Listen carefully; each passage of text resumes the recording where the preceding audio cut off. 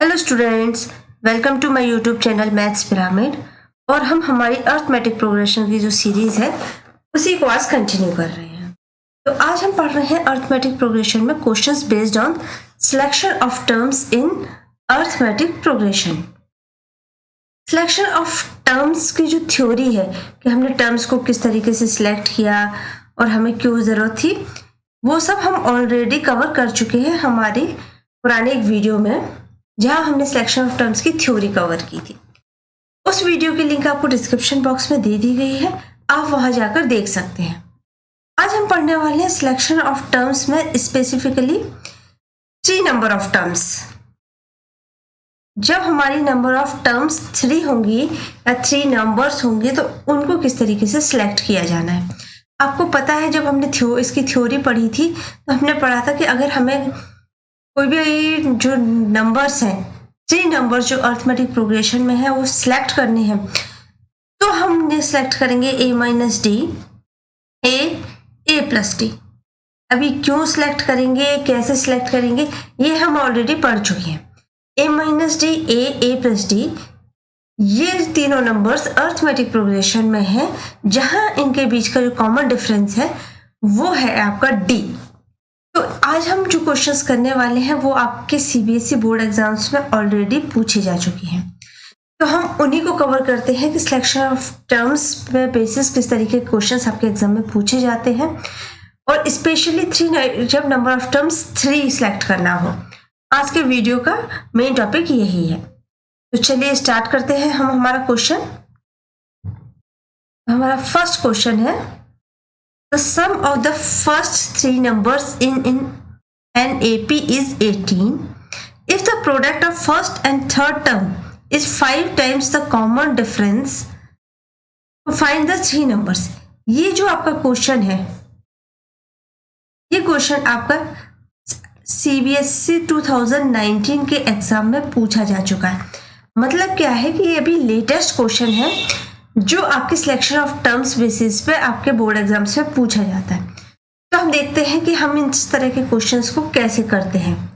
तो स्टार्ट करते हैं हमारा क्वेश्चन। हमको बोला गया है कि 3 टर्म्स जो है वो एपी में है और उनका एडिशन जो है वो 18 है, और प्रोडक्ट जो दिया हुआ है वो फर्स्ट टर्म और थर्ड टर्म का वो 5 टाइम्स है कॉमन डिफरेंस का। मतलब हमको 2 कंडीशंस दी गई है। अगर आपको पता है कि 2 कंडीशंस दी गई है तो हमारी 2 इक्वेशंस बनेंगी, और हमारे पास यहाँ वेरिएबल्स जो है वो 2 हैं, a and d। a first term, d common difference. अगर ये दोनों चीज हमें पता चल जाएगी तो हमें वो 3 नंबर्स भी पता चल जाएंगे। तो हम लिखेंगे कि लेट, हम मान लेते हैं लेट द 3 नंबर्स, जो 3 नंबर्स हैं इन AP, जो 3 नंबर्स AP में है जिनकी बात हमारा क्वेश्चन कर रहा है वो है a minus D, a plus D. अब हमने मान लिया कि a minus D, a plus D, ये तीनों नंबर्स AP में हैं जहां इनका कॉमन डिफरेंस d है। फिर हम क्या करेंगे, हम लिखेंगे अकॉर्डिंग टू द क्वेश्चन। जैसा हमें क्वेश्चन में कहा गया है हम वैसा ही करने वाले हैं। तो हम लिखेंगे अकॉर्डिंग टू द क्वेश्चन। हमारी फर्स्ट इक्वेशन बनेगी sum of the first 3 numbers, मतलब a minus D plus a plus D it is equal to 18। ऐसा आपको दिया गया है।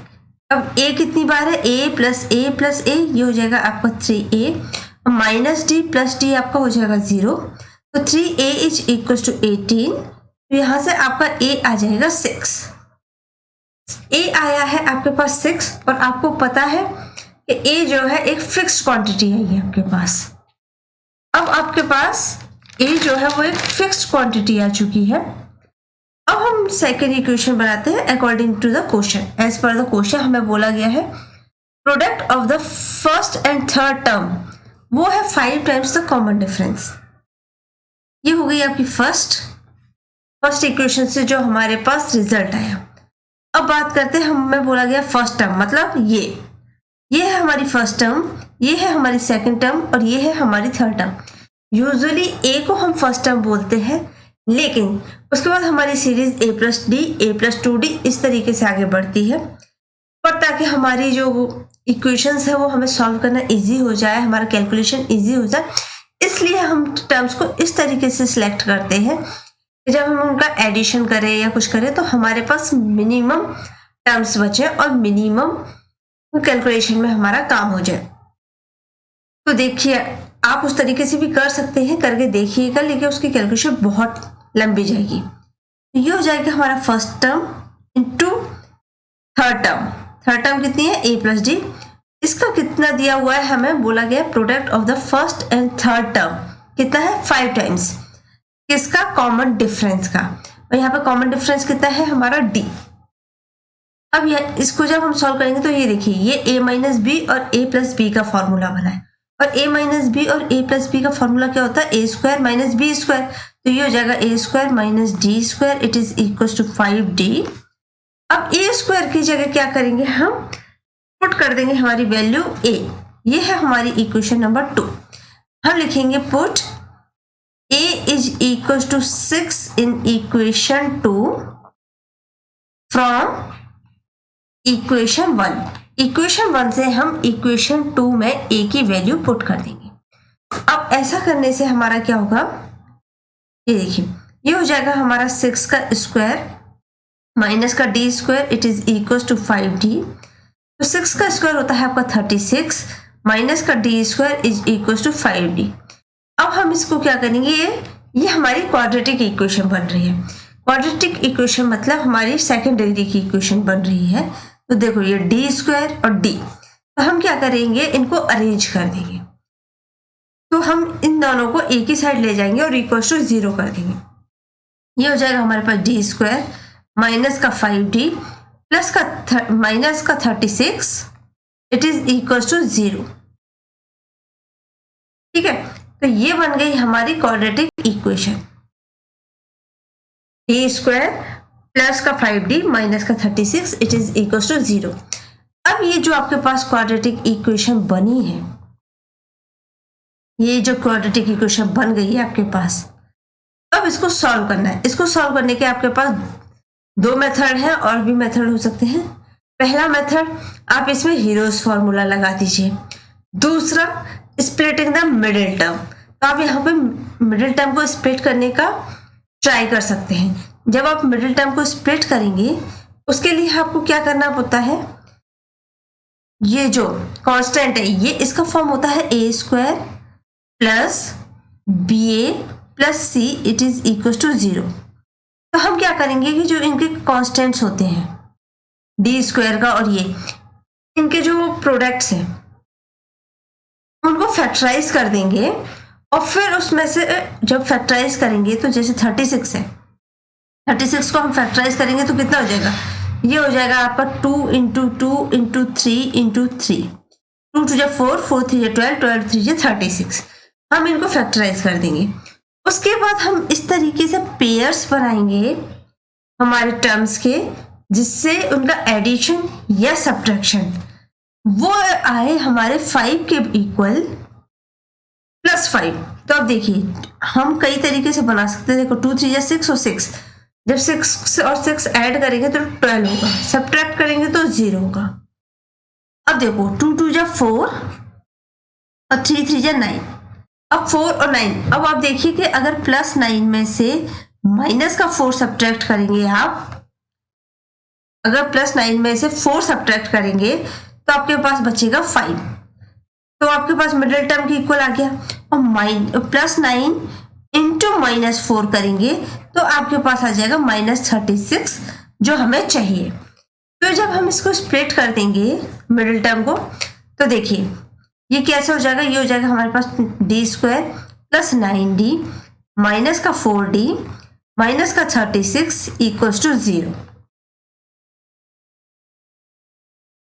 अब देखो, अब क्या करेंगे? हम इन दोनों में से d कॉमन ले लेंगे, तो हमारे पास बचेगा d प्लस 9 माइनस का, यहां से हम क्या कॉमन ले सकते हैं? एक तो माइनस साइन कॉमन ले सकते हैं, दूसरा 4 कॉमन ले लेंगे, तो ये हो जाएगा हमारे पास d plus 9, it is equal to 0। अब यहां से d प्लस 9 दोनों में से कॉमन ले लेंगे, तो हमारे पास बच जाएगा दूसरे ब्रैकेट में d minus 4, it is equal to 0। अब या तो हमारे ये दोनों टर्म्स इक्वल टू 0 होंगे, या d प्लस 9 और इक्वल टू 0 होगा या d माइनस 4 इक्वल टू 0 होगा। हम दोनों को इक्वेट कर देते हैं, तो हमारा d plus 9 is equal to 0। यहाँ से हमारे पास d की वैल्यू आ जाएगी माइनस का 9, और दूसरा हम करते हैं d minus 4 is equal to 0। यहाँ से हमारे पास d की वैल्यू आ गई 4।